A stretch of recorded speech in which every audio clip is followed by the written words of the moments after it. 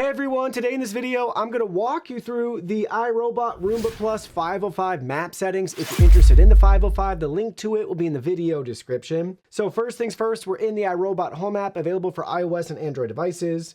Down at the bottom, you want to be on the My Home icon. That's the bottom left-hand corner icon. It looks like a house. And from here, we want to go select the correct map for our Roomba. It's a little confusing if you have multiple maps and multiple Roombas. But our map we want to look at today is map 2. It's for the Roomba Plus 505. We're going to select that. And we'll just start in the top and work our way down. Top right-hand corner, we have a pencil icon. This is where we can edit our map. So we can edit the rooms, and then you can just choose the room you want to edit.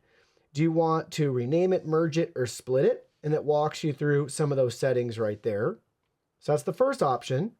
Then we can add clean zones. Basically, you can target specific zones and areas on your map, and you can have multiple clean zones wherever you want. Basically, it's just a subsection of a room or an area around your house that you constantly and consistently want to reference back to, and just have it maybe clean some of those areas instead of like the whole kitchen. You could just do the heaviest trafficked part of your kitchen or near like a front door, back door, things like that. And you can add multiple zones on your map and save those zones. And you can learn more about those at the bottom as well. Then we can add and edit furniture. I'm not really sure the point. I personally don't do that. But if you want to, you can add them, and then you can use your routines to tell it to clean around the couch, the chair, the bed, the toilet. You get the idea. So if you want to do it, you can do it that way. I would just add a zone personally, but again, to each their own. And then we can add keep out zones. What do you want? A no mop zone? So you can place an area where it won't ever mop, which is pretty cool. We also have the keep out zones. So in this area, it will prohibit the vacuum from going there. It won't vacuum or mop. Keep in mind, it will still vacuum in the no mop zones, but it just won't mop. The keep out zone, the no-go zone, this is going to be no mopping, no vacuuming. And then down at the bottom under edit map, we can edit the map name. So you can change that. First floor, second floor, basement, whatever you want to call it. Map 2. We can rotate the map. If you want to change the viewing angle, you can do that. 180 degrees either way.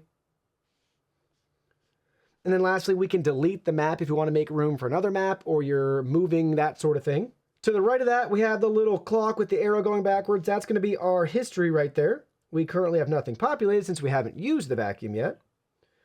Looking at our map, very easy. Just use your finger to move. You can pinch to zoom in. You can see where the station is, all of that on your map. Below that, we have the stacked layer icon, so we can select that. You can toggle on or off furniture. Shows you the map key. And then below that, we have our different cleaning routines to activate for the map. So in this case, let's select spot clean. This is different from the cleaning zone. This is just a one-off that you can use. And they show you how to prep for that. And then you can't adjust it that I'm aware of. You can just move this tiny little spot on the map and then choose at that area. Do you want to just vacuum and mop, vacuum only, vacuum then mop?